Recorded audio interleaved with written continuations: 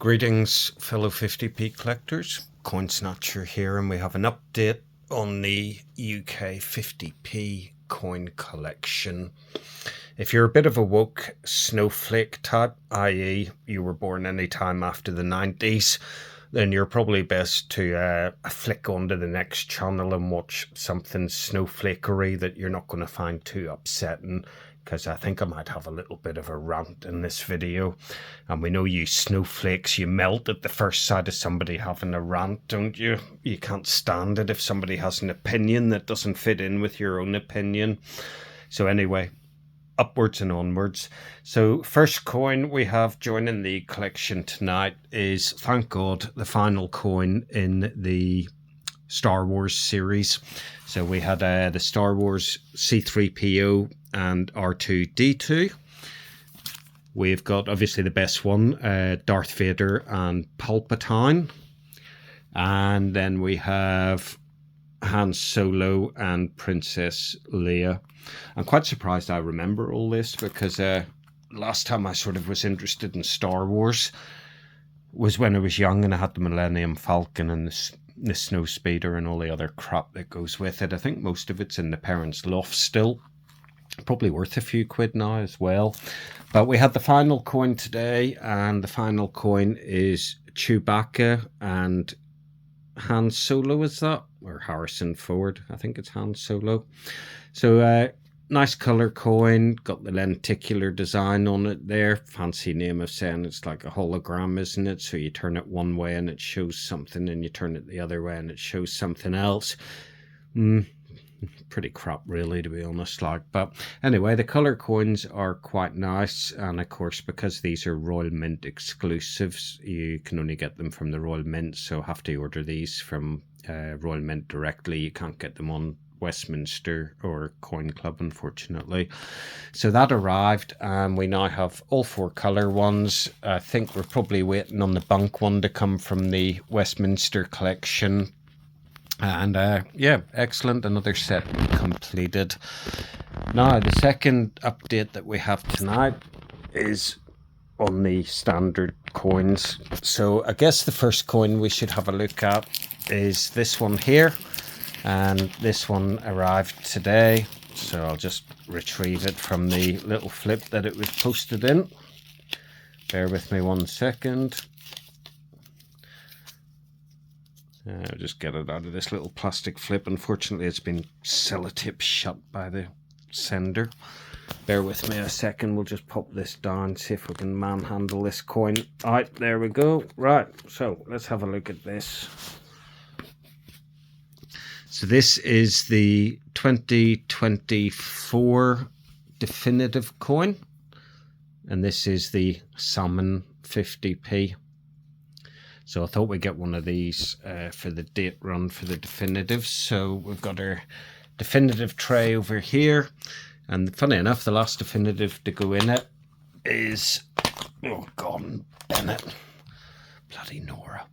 Right, so 2023 Salmon 50p with no privy mark. There is the Salmon 50p that they did as the Strike Your Own, which has the privy mark, and then the Salmon 50p that was brilliant uncirculated in the sets that has the privy mark as well.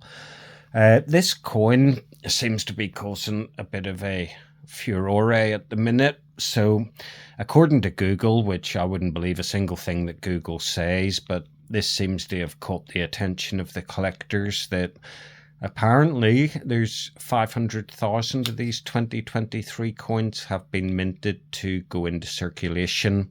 Now again, until the Royal Mint officially release the figures, it's a stab in the dark.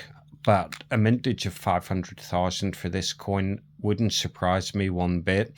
And the reason for that is it was the 2023 definitive coin, but it wasn't struck until October. So they only had a couple of months really to get these into circulation. And accordingly, they seem to be as rare as hen's teeth. And of course, as soon as somebody says the mintage on them is around 500,000, then it all goes silly with people trying to buy them up and collect them. I'm no exception to that. I bought 10 of them yesterday. But whether or not there's 500,000 of them going to be a truthful figure, we've got to wait and see. Kew Gardens, 210,000 coins. So if the salmon 50p does turn out to be 500,000, then it's going to be the second rarest coin in circulation after the Kew Gardens 50p. And of course, we have the Minister table 50p from 1992, but that is no longer in circulation, so I'm not counting that. So we've got the 2024 coin, lovely, and we'll pop that into a capsule and we'll pop that into the date run. That's the definitive date run. Well, it's part of it. There's another couple of trays to go with that as well. Right, so the UK date run 50p, we're on the tray number 4. And we have 2 coins that we're going to pop into this collection tonight. So the coins that we have in question tonight are, again, I'll just retrieve them out of this packaging because they've been bloody sellotape shut. I don't know why people have to use so much bloody sellotape when you're posting a bloody coin. Stick them in the flip, stick them in an envelope, post the bloody thing. It's not a wrapping competition to see who can use the most bloody paper and sticky shit. Right. So the first coin we have is a 2024 coin, and it's some sort of an athletics coin, isn't it? We seem to have loads of athletic coins. It reminds me of the, what would that be? Was it the 2014 athletic coin? Anyway, let's pop this down and have a look at it. Now, the first thing I've got to say about this, for a brilliant uncirculated coin, I do like the way it catches the light and it reflects the light. It's quite a detailed design. When you look at it and zoom in on, you can see the whole back, the whole table of the coin is got like a checkerboard effect on it. So yeah, we like this coin. It's pretty nice, but we're sick of athletics coins, people being fit, active, people cycling. I hate cyclists. Why don't we have a nice 50p that celebrates takeaway food? They could do a series. They could have 50p with a nice kebab on it. They could have a 50p with a nice chinky on it. Oh, chinky will probably annoy the snowflakes. You're not allowed to say chinky anymore. But me growing up in Northern Ireland, anytime we were having a takeaway, it was called a chinky, and there was nothing disrespectful about it. Still the most favourite takeaway. So yeah, you could have a chinky on it. You could have a kebabi on it. You could have an Indian takeaway on it. You could have fish and chips.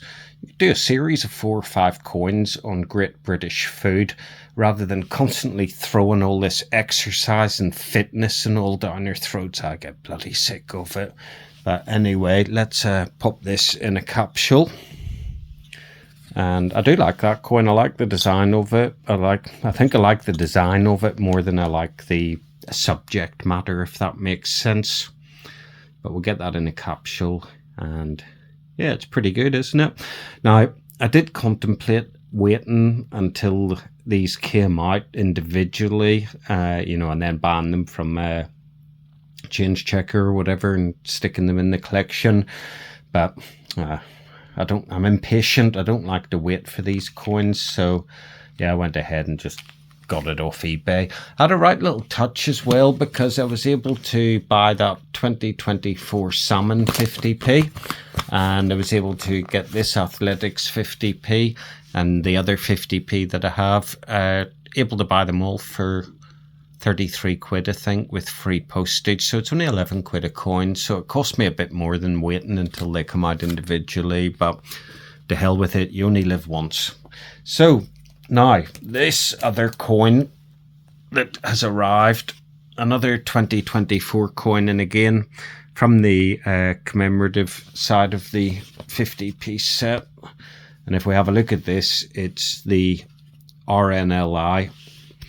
So this is a fantastic looking coin, Royal National Lifeboat Institution, 200 years, so 1824 to 2024. We've got the old-fashioned life ring, and we've got the crest of the Royal Navy inset into the life ring. You've got the rope around the life ring. It does look really nice for a 50p design. Very, very happy with that. The only problem I've got with the Royal Navy, or sorry, not the Royal Navy, the Royal National Lifeboat Institution, is that, well, now they're just really a glorified Uber service for the dinghy divers, aren't they? I mean, if you're going to rock over the English Channel in your inflatable, then the chances are you're going to have the lifeboat meet you and pick you up. And, you know, they'll pick you up, they'll give you a nice cup of tea, they'll give you some soup, they'll put you in the lifeboat, they'll take you over to the mainland of Blighty, where you'll be picked up and you'll be taken and put into a 5-star hotel. You'll be treated better than the UK citizens, the people who are born and bred in this country. It's absolutely disgusting, and I refuse to give any money anymore. I used to make donations to the RNLI. I would always stick money in their plastic tub when they waving them about, or they stick one under your nose. But I'm not the only person. A lot of people, you know, not happy at all that the Royal National Lifeboat Institution is being used as a ferry service to pick up these men, because they're not refugees, they're not immigrants. These are all men of a certain age. There's no women, there's no kids, and they're landing on our shores. They're being put up in hotels, costing the taxpayer, you and me, an absolute bloody fortune. Now, what they should do is send the Royal Navy out, and any of these dinghy divers, they should just take a Royal Navy frigate and just drive it straight over the top of the dinghy.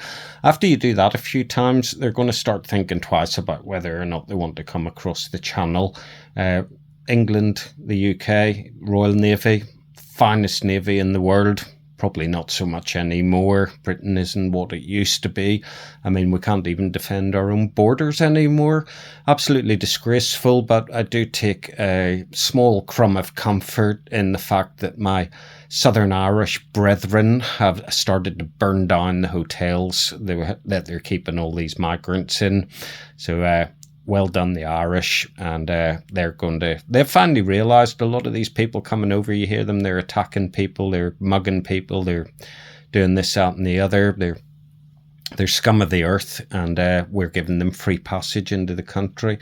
So in Ireland, they started to burn down the hotels, and I think that's fantastic news. I'm surprised the Irish didn't do it before. Not one to back away from confrontation, the Irish, so we'll see what happens along that line. I don't expect the UK to take any sort of a stance, because again, as I said at the start of this video, the whole of the UK is turning into one big woke snowflake now. You know, unless your opinion is the same as the woke opinion of the masses, then you're immediately branded a racist, etc., etc.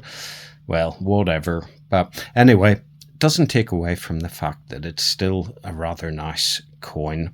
So we can get that one into the date run as well. So there we go. We're now on to 4 trays for the UK 50p collection.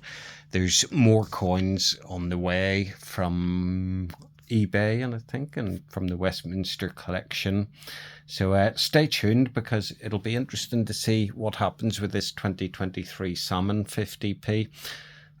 Could be a bit of a collecting frenzy. I would just like to point out, though, that the Kew Gardens one, which has mintage of 210,000, there isn't 210,000 people that collect 50p's. Whenever there's a low mintage 50p's, you get people who jump on the bandwagon and they will buy them and they'll push the price up artificially. If it was just left down to natural market forces, there's not 210,000 people that collect 50p's. And, you know, if it wasn't for the hype, the media hype, then these coins wouldn't go stratospheric with their prices. But still interesting to see what will happen in the future. And of course, when you're this deep into a 50p collection, then you've got to have them all. So anyway, that's it for this video. Peace and love, unless you're a dinghy driver. That's it for now. Coin Snatcher out.